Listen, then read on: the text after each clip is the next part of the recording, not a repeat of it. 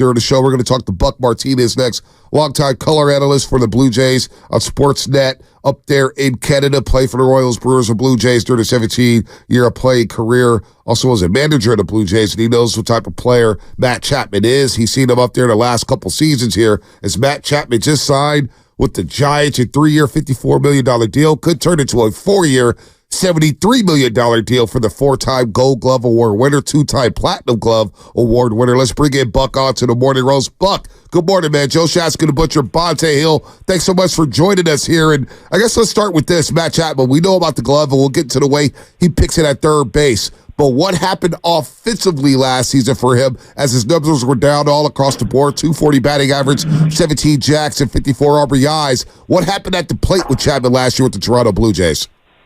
Well, that was a big question because he had a tremendous month of April. He was the player of the month in April in the American League, and it looked like he was just going to have a career season.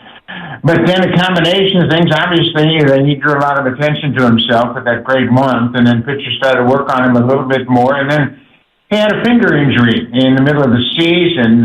He smashed his finger in the weight room, and it lingered for a long time. He missed some playing time, and then when he did come back, it wasn't 100%. So I think that really bothered him for a long time. But, it's in there. I mean, the Bay Area fans saw him perform for the A's over the years and understand that it's in there. And hopefully the fact that, he's late getting to spring training won't cause him to have a slow start, but he's a hard worker. I'm sure he was ready to go whenever he was going to get a contract. And I was kind of surprised it took the Giants as long as it did, given that Bob Melvin and Matt Williams are both there. And, of course, they were with Chapman in Oakland. So I thought it might happen a little bit sooner than it did.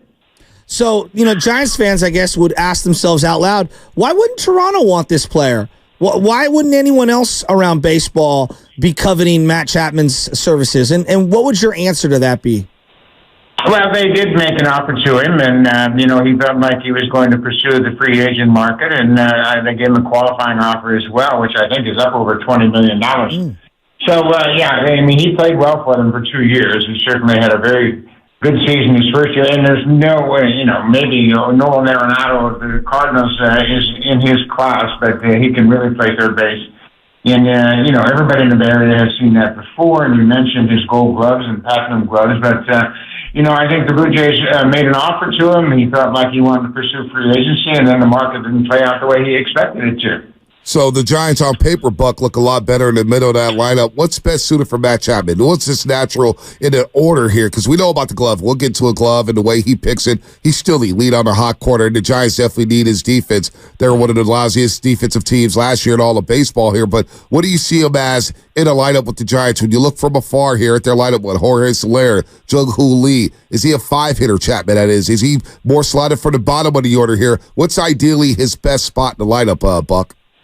Yeah, I think it's down in the middle of the order, probably 5, 6, or 7 in that regard. I mean, he's never been a guy that has been able to really hit consistently, but, he's got the power, and he's had some big power numbers in the past in a very difficult ballpark there in Oakland. But you know what, I just think that if he can get going here in spring training, get some at-bats and catch up, it's very difficult for these players over the history of the game that don't sign until March to get off to a good start. And sometimes it takes them another full year. I mean, we saw it with Kikuchi here last 2 years ago, and then last year, Alejandro Kirk, our catcher, he didn't report because his wife was having a baby in spring training, and I think that caused him problems all spring long and into the season. So, spring training is there for a reason, and guys need at-bats, they need repetition, and hopefully Matt will be able to get enough at-bats to start the season on a good note.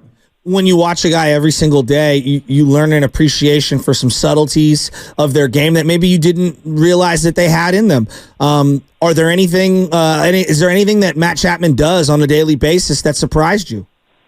Well, no. I mean, I saw him play a lot, and, seeing him play for 2 years with the Blue Jays, he's out there every single day. He works hard. He's a guy that can set the standard for working out and getting ready to play, and your game preparation. He was always there, part of the Blue Jays infield. But, he frees up the shortstop, and I know shortstop is a question mark still for the Giants, but certainly with his range, you don't need a rangy shortstop as you might otherwise need if Chapman wasn't your third baseman. So I think he gives you some of that. But certainly Bob Melvin and Matt Williams, as I mentioned, they know him well, and they know how to best utilize him. So I'm sure he'll be put in a good spot there with the Giants. Get you out of here with this, Buck, because we are intrigued with the Toronto Blue Jays. We're big fantasy baseball guys. We love the sport. And that lineup over there, the AL East, I mean, you got the Orioles, you got the Red Sox, obviously the Yankees, and you got the Rays. Where are the Blue Jays at this season here with all that talent, all that young talent led by Vladimir Guerrero Jr.?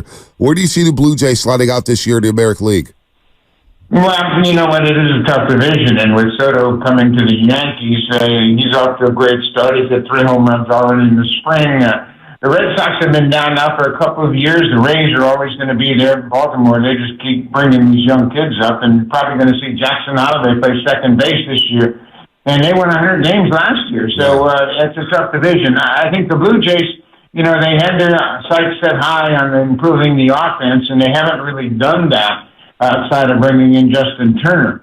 And Giants fans will know how good he's been over the years, first and foremost with the Dodgers, and then last year he had a career season with the Red Sox. So hopefully he'll provide some stability and some RBI production in that lineup to help improve this offense a bit. Buck, so good to hear your voice, man. We heard it for so many years at ESPN, now on the Blue Jays television network there, Sportsnet up there in Canada. You've done it for a long, long time. We appreciate the time, Buck. Thanks so much for the insight on Matt Chapman.